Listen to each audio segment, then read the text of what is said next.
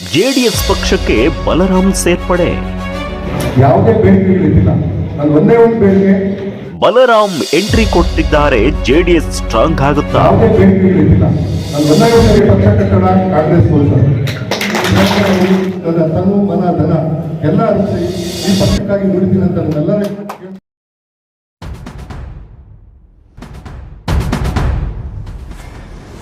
ಚೆನ್ನಾಗಿ ನನಗೋಸ್ಕರ ಅಲ್ಲ ಚಿಂತೆ ಮಾಡೋದಲ್ಲ. ನನ್ನ ಪಕ್ಷಕ್ಕೆ 1000 ಜನ ಸೇರ್ಕೊಂಡು ಚಿಂತೆ ಮಾಡೋದು ಯಾರು ಕೆಲಸ ಮಾಡೋ ಸೌಂದರ್ಯ ನನಗಿದೆ. ಕಷ್ಟಪಟ್ಟು ತುಂಬಾ ಅಹಂಕಾರ, ನಾವೊಬ್ಬ ತುಂಬಾ ಅಹಂಕಾರ.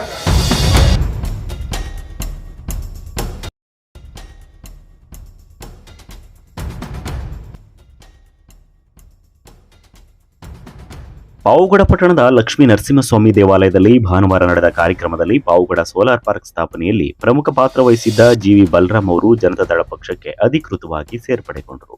ತುಮಕೂರು ಜಿಲ್ಲೆ ಪಾವುಗಡದಲ್ಲಿ ಸ್ಥಾಪನೆಯಾಗಿರುವ ವಿಶ್ವದ ಅತಿದೊಡ್ಡ ಸೌರಶಕ್ತಿ ಯೋಜನೆಗಳಲ್ಲಿ ಒಂದಾದ ಪಾವುಗಡ ಸೋಲಾರ್ ಪಾರ್ಕ್ ಅಭಿವೃದ್ಧಿಯಲ್ಲಿ ಬಲರಾಮ್ ಅವರ ಪ್ರಮುಖ ಪಾತ್ರ ವಹಿಸಿದರು.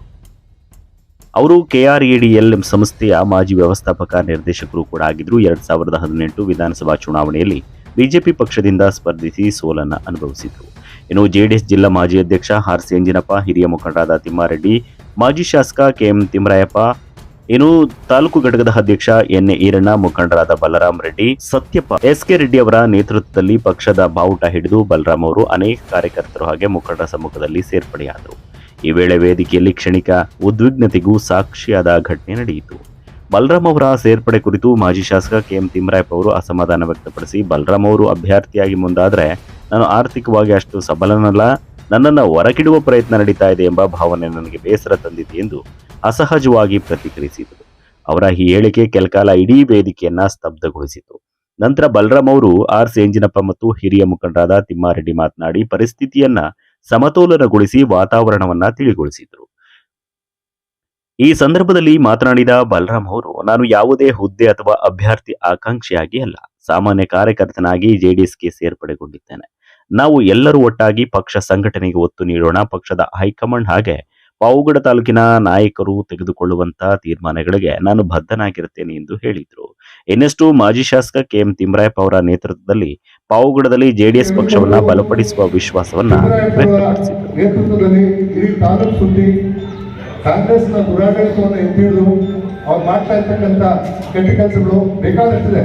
ನಿಮ್ಮ ಕಾರ್ಯಕರ್ತರಲ್ಲಿ ಎಲ್ಲ ಕಡೆ ಪ್ರತಿ ಗ್ರಾಮ ಪಂಚಾಯತ್ ಕೂಡ ನಾವು ನಮ್ಮ ಮುಖಂಡಗಳ ಅಪ್ಪಣೆ ಪಡೆದು ಒಂದು ಪ್ರೋಗ್ರಾಮ್ ಮಾಡಿ ಮೊನ್ನೆ ತಿಮ್ಮರಾಯಪ್ಪನವರ ಮುಖಂಡತ್ವದಲ್ಲಿ ನಾವೆಲ್ಲರೂ ಹೋಗೋಣ, ಪ್ರತಿ ಗ್ರಾಮ ಪಂಚಾಯತ್ ಕೂತ್ಕೊಂಡು ಅಲ್ಲಿರ್ತಕ್ಕಂಥ ಸಮಸ್ಯೆಗಳು ಮತ್ತೆ ಅವರು ಪಡ್ತಕ್ಕಂಥ ಭಾವನೆಗಳು ನಮ್ಮ ಕಾರ್ಯಕರ್ತರು ಸದೃಢ ಆದರೆ ಆ ಸೈನಿಕರನ್ನು ನಾವು ಬೆಳೆಸಿದ್ರೆ ನಮ್ಮ ದೊಡ್ಡ ಒಂದು ಏನು ನಮ್ಮ ಗುರಿ ಇದೆ ಅದನ್ನು ತಲುಪೋದ್ರಲ್ಲಿ ಯಾವುದೇ ಸಂಖ್ಯೆ ಇಲ್ಲ ಅಂತ ನನಗೆ ಘಟ್ಟಘೋಷವಾಗಿ ಹೇಳ್ತೇನೆ.